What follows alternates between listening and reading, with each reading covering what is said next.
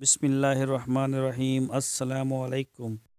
ਦੋਸਤੋ ਸਭ ਤੋਂ ਪਹਿਲੇ ਅਸੀਂ ਤੁਹਾਨੂੰ ਵੈਲਕਮ ਕਰਦੇ ਹਾਂ ਆਪਦੇ DGF ਚੈਨਲ ਲਾਈਵ ਸਟਾਕ ਦੇ ਉੱਪਰ।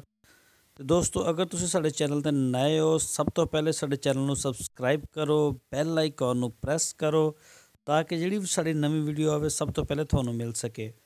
ਤੇ ਦੋਸਤੋ ਇਹ ਜਿਹੜੀ ਗਾਇ ਤੁਸੀਂ ਦੇਖ ਰਹੇ ਹੋ ਦੂਸਰੇ ਸੂਬੇ ਦੀ ਹੈ ਔਰ ਪਿਓਰ ਚੋਲਸਤਾਨੀ ਨਸਲ ਹੈ ਤੇ 12 ਲੀਟਰ ਦੁੱਧ ਦੇਣ ਵਾਲੀ ਗਾਂ ਵਾ ਔਰ ਇਹ ਸੂਣ ਵਾਸਤੇ ਇਸ ਵਕਤ ਤਿਆਰ ਹੈ ਤੇ ਇਹ ਕੁਛ ਹੀ ਦੇਰ ਤੱਕ इंशाल्लाह ਬੱਚਾ ਪੈਦਾ ਕਰ ਦੇਗੀ ਔਰ ਦੂਸਰੇ ਸੂਬੇ 'ਚ ਆ ਜਾਏਗੀ।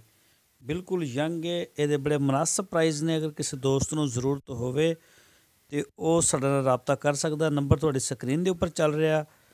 ਤੇ ਅਗਰ ਕਿਸੇ ਦੋਸਤ ਨੂੰ ਮਤਲਬ ਔਨਲਾਈਨ ਜ਼ਰੂਰਤ ਹੈ ਕਿ ਸਾਨੂੰ ਔਨਲਾਈਨ ਭੇਜ ਦਿਓ तो साढ़े कोल ऑनलाइन भी सहूलत मौजूद होंदी है, लेकिन बेहतरीन तरीका जिहड़ा असीं तजवीज़ कीता कि तुसीं आओ, 2 दिन रहो, 3 दिन रहो, दुध चोवो, तसल्ली करो तो उस तो बाद तुसीं इहनूं लिजा सकदे हो। ते जिहड़े दोस्त सानूं ऑनलाइन भेजण दा कहंदे ने उन्हां वास्ते जिहड़ा सर ये है कि पेमेंट असीं पहले क्लीयर करी दी है। किराया उन्हां दा होएगा, रेट जिहड़ा है तुसीं फ़ोन करके साडे नाल तय कर सकदे हो। प्योर चोलस्तानी है, कोई क्रास नहीं इहदे विच और दूसरे सूबे दी है।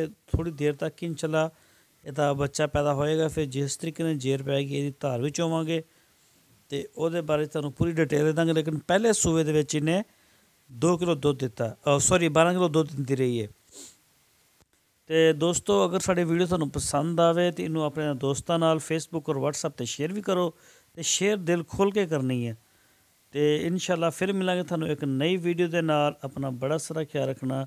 अल्लाह हाफिज़।